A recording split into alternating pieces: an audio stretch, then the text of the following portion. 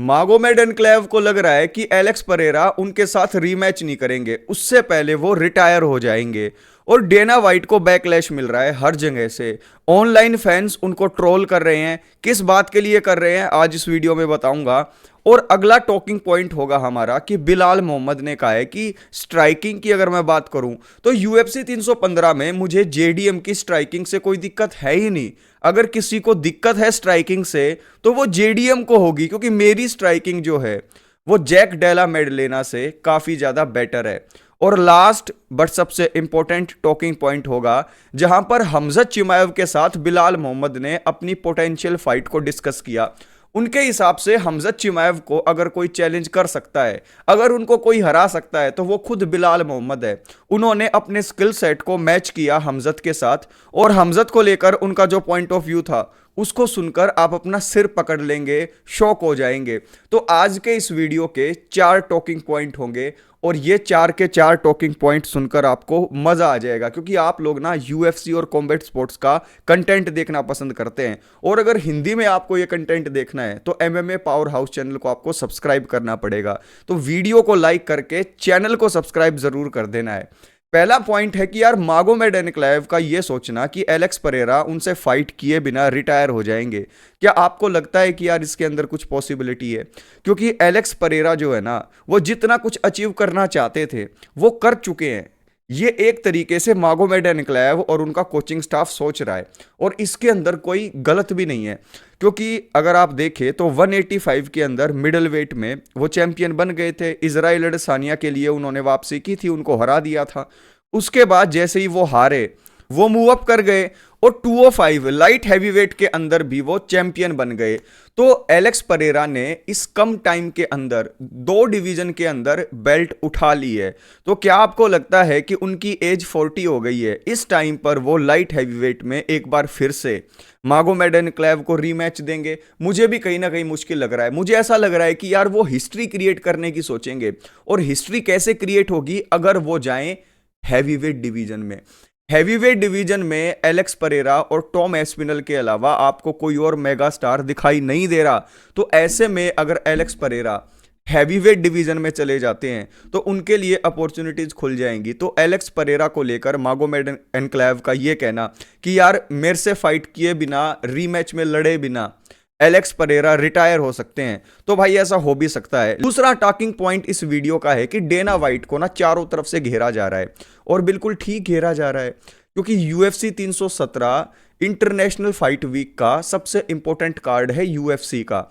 लेकिन उससे रिलेटेड कोई फाइट का अनाउंसमेंट ही नहीं हो रहा है। एक तो इस बात को लेकर घेरा जा रहा है, और दूसरा इस बात को लेकर घेरा जा रहा है कि यार यूएफसी के चैंपियंस तो छोड़ो, जो नंबर 1 कंटेंडर है, जो टॉप 5 के फाइटर्स हैं, वो भी अपनी डिमांड सामने रखने लग गए हैं। यूएफसी का से बिल्कुल खत्म हो गया है। पहले यूएफसी क्या करती थी, जो भी फाइट कार्ड होते थे उनकी फाइट पहले ही अनाउंस कर देती थी, फाइट कार्ड को गर्म किया जाता था और उसके बारे में फैंस जो है बातें करते थे। लेकिन आजकल क्या हो रहा है, नई फाइट की न्यूज आपको सुनाई देती है? बिल्कुल नहीं सुनाई देती। तो डेना वाइट को इसी को लेकर घेरा जा रहा है कि यार यूएफसी का जो स्वाद था ना, उसके अंदर किरकिराहट डाल दी है तुमने।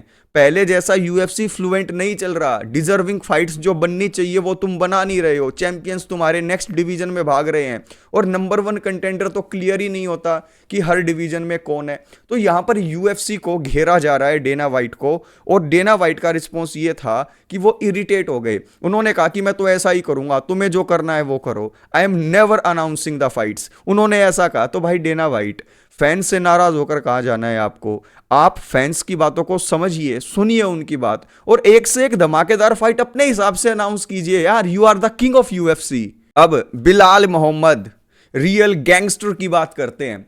बिलाल मोहम्मद ने अपनी फाइट यूएफसी 315 की उसको रिव्यू किया है। जैक डेला मेडलेना के खिलाफ उनकी फाइट है, और ये नैरेटिव है हर जगह पर कि जेडीएम की स्ट्राइकिंग अच्छी है। लेकिन बिलाल मोहम्मद ने अपने आप को पिछले काफ़ी टाइम से इंप्रूव किया है। हबीब के कैंप के भी टच में वो आए हैं, और उनका ओवरऑल गेम जो है वो काफ़ी पॉलिश हो गया है, नेक्स्ट लेवल पर चला गया है। I agree with it.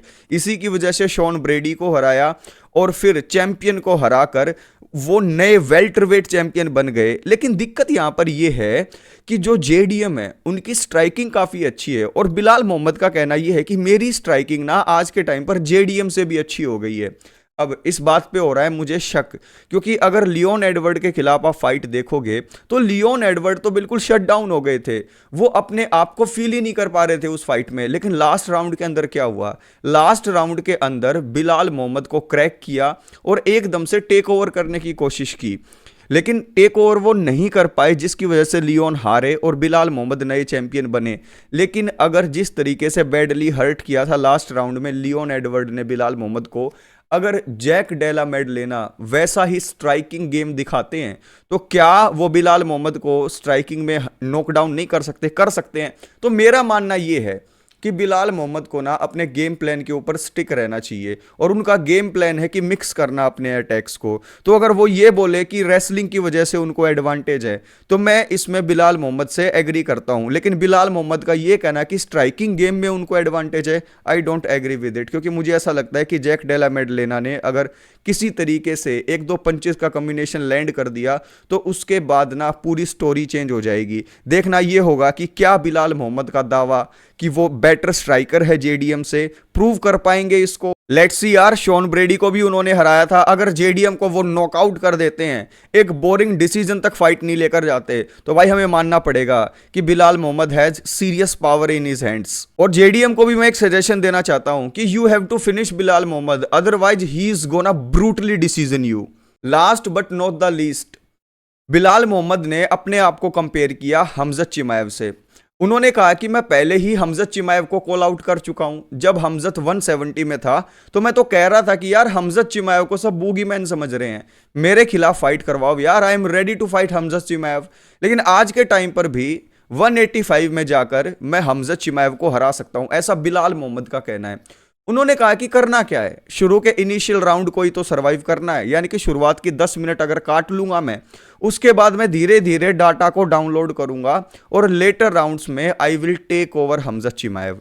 यानी कि हमजत चिमाएव तो हलवा है कि थोड़ा सा ठंडा हो जाएगा तो उसको एकदम से चपाचप खा जाएंगे। अरे बिलाल मोहम्मद भाई, यू आर चैंपियन, एक भी टाइटल डिफेंस तुमने किया है नहीं, और 185 में जाकर अगर आप हमजत चिमाएव के खिलाफ फाइट करोगे, do you still believe that you have chance? यार माय गॉड यार, एक ही जिंदगी में क्या क्या देखना पड़ रहा है, मतलब क्या क्या सुनना पड़ रहा है मुझे बिलाल मोहम्मद से। I am so tired of it. तो यहां पर यार Belal Muhammad, you are a good fighter, you are a polished fighter, you have improved a lot, और आपके हिसाब से 170 में आपको हरा पाना मुश्किल है, आई एग्री।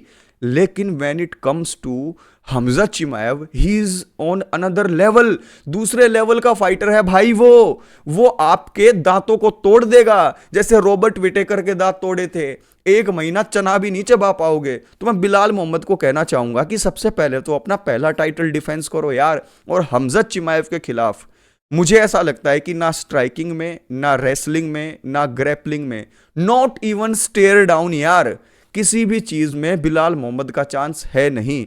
तो बिलाल मोहम्मद का यह कहना कि 10 मिनट को मैं काट लूंगा, उसके बाद इंफॉर्मेशन को डाउनलोड करके लेटर राउंड्स में हमजत चिमाएव को मैं टेक ओवर कर लूंगा, ऐसा कर लेंगे बिलाल मोहम्मद? सपने में भी नहीं कर पाएंगे। तो भाइयों, आपको इस वीडियो को देखकर मजा आया होगा। यूएफसी के अंदर जो भी न्यूज अपडेट और टेक्निकल एनालिसिस प्रेडिक्शन जो भी आपको चाहिए, एमएमए पावर हाउस चैनल पर आपको मिलेगा। और इस वीडियो को लाइक करके चैनल को सब्सक्राइब करके जरूर जाना है, क्योंकि जबरदस्त वीडियोस जब आएंगी वो आपसे कहीं मिस आउट ना हो जाएं।